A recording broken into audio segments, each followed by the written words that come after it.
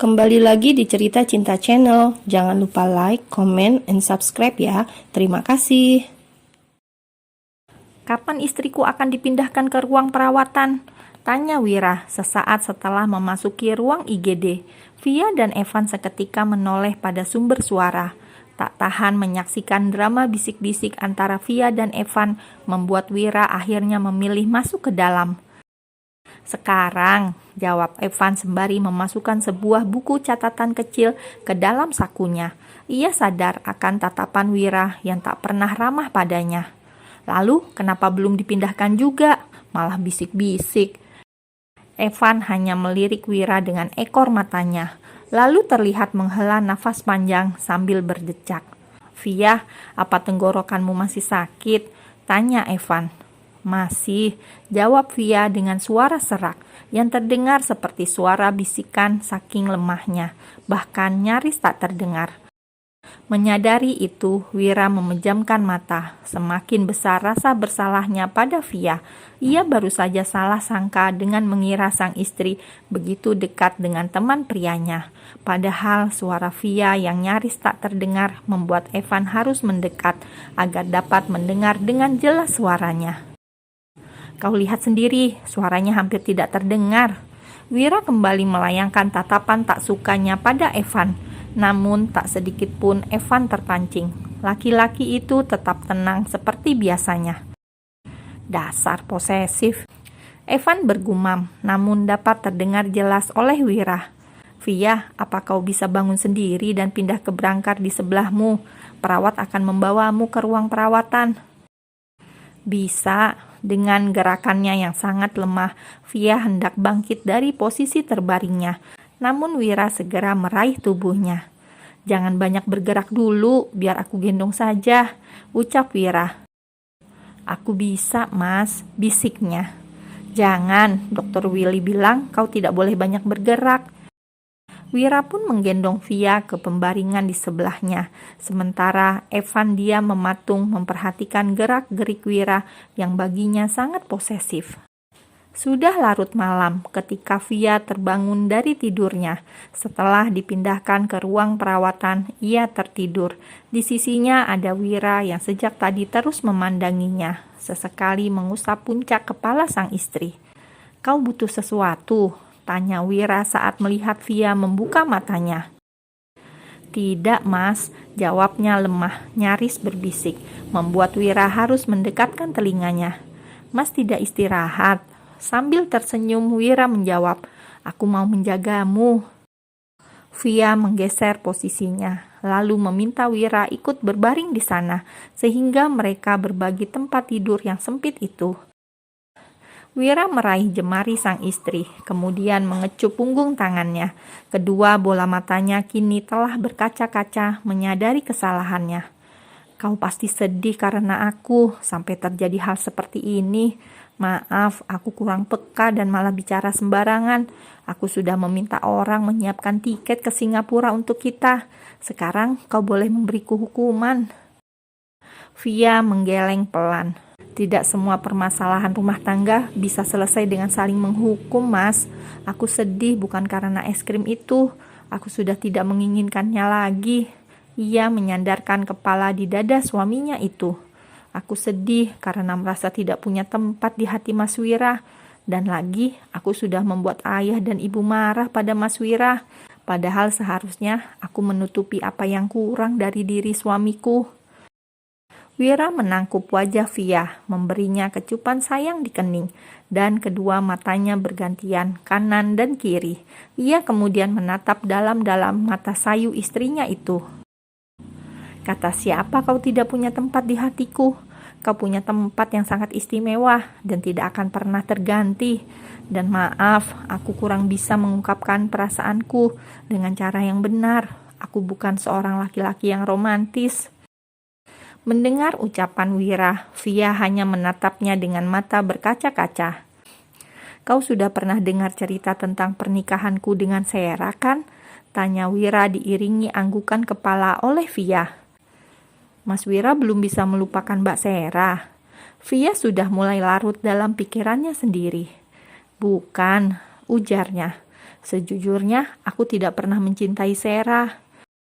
Via mengerutkan alis mendengar jawaban itu. Apa maksud Mas Wira? Bibi Arum bilang, ya, semua orang berpikir aku mencintainya. Itu tidak benar. Aku merasa berhutang 2 nyawa dengan kematian orang tuanya. Aku menjadikan diriku budaknya dan menuruti semua keinginannya sebagai penebus kesalahanku. Aku sudah senang dengan menganggap itu sebagai cinta, sampai akhirnya dia pergi membawa Lila dan membuatku hancur. Kau tahu satu hal? Bahkan kehadiran Lila adalah sesuatu yang tidak disengaja. Malam itu aku mabuk dan tidak sengaja melakukannya. Hanya malam itu saja, selebihnya tidak pernah. Karena itulah saat tahu hamil, Sarah sangat marah padaku. Bahkan beberapa kali dia mencoba menggugurkan kandungannya. Via terdiam, tidak ada sepatah kata pun yang dapat terucap dari bibirnya. Untuk pertama kalinya dalam hidupku, aku merasa mencintai seseorang, dan aku begitu takut ditinggalkan. Aku salah, aku kaku dan tidak tahu cara mengungkapkan betapa berartinya kau bagiku. Aku hanya tidak mau kau menjadi seperti Sarah dan pergi meninggalkanku. Bukan berarti aku menyamakanmu dengannya. Aku yakin kau dan Sarah adalah 2 wanita yang berbeda. Tapi entahlah, aku tidak tahu bagaimana cara mengungkapkannya. Bahagia, mungkin hanya itulah yang kini dirasakan Via. Walaupun Wira tidak mengungkapkan perasaannya dengan cara yang romantis, namun setidaknya kini ia tahu di hati suaminya telah terukir namanya. Wira pun memeluk tubuh yang masih lemah itu dan kembali menghujani wajahnya dengan kecupan-kecupan sayang. Aku mencintaimu, bisiknya di telinga Via. Mendadak wajah pucat Via bersemu merah, yang akhirnya membuat wanita itu menyembunyikan wajah di dada suaminya. Sore hari di tengah padatnya jalanan ibu kota karena kendaraan yang lalu lalang. Sambil menyetir mobil, Wira melirik ke sisi jalan seperti mencari sesuatu. Kejadian kemarin membuatnya ingin belajar menjadi seorang suami yang perhatian dan romantis. Teringat ucapan Dr. Willy semalam. Istri itu butuh perhatian, jangan kau saja yang mau dilayani. Seloroh Dr. Willy kembali terngiang. Bunga, perhiasan, dan makanan, gumam Wira seraya melirik kursi penumpang di sebelahnya, di mana telah ada kotak perhiasan dan juga sebuket bunga mawar putih. Berarti sekarang tinggal membeli makanan saja, tapi apa? Tampaknya Wira sedang kebingungan sebab ia sama sekali tidak mengetahui apa yang disukai oleh wanita muda yang menjadi istrinya itu. Selama menikah, tak pernah sekalipun ia bertanya apa makanan kesukaan sang istri, suka barang apa, atau hanya sekedar bertanya tentang hobi saja. Sungguh, Wira tidak tahu apapun tentang Via. Sebaliknya, Via selalu tahu apa yang disukai sang suami dengan bertanya pada ibu mertuanya. Mengingat semua itu, ada rasa sesal di hati Wira. Betapa selama ini ia tak pernah perhatian pada sang istri. Laki-laki itu pun menepikan mobil saat melintas di depan sebuah food court. Ia melewati satu persatu kedai makanan sambil berpikir, Via suka makanan apa ya? Kenapa aku tidak pernah menanyakannya? Gumamnya. Ia kembali berkeliling mencari hingga menemukan sebuah kedai yang menjajakan martabak. Via kan wanita yang sederhana, mungkin dia akan suka ini. Tanpa berpikir lama, Wira memesan martabak manis dengan berbagai varian rasa, berharap sang istri akan senang dengan perhatian kecilnya. Setelah pesanan selesai, ia segera bergegas menuju rumah sakit tempat sang istri sedang dirawat. Setibanya di parkiran rumah sakit, Wira segera turun dari mobil dengan membawa beberapa benda yang sengaja ia persembahkan untuk sang istri. Langkahnya penuh semangat, bahkan bunyi siulannya terdengar begitu riang gembira. Ditatapnya beberapa benda di tangannya sambil tersenyum menuju sebuah lift yang akan membawanya ke lantai atas di mana Via berada. Via pasti suka ini, gumamnya. Pintu lift terbuka. Wira mempercepat langkahnya menuju ruang perawatan sang istri. Namun saat tiba di depan pintu, ia menghentikan langkahnya. Tampak Evan yang sedang berada di ruangan itu, sepertinya sedang memeriksa keadaan Via. Wira pun mengurungkan niatnya untuk masuk dan memilih menunggu.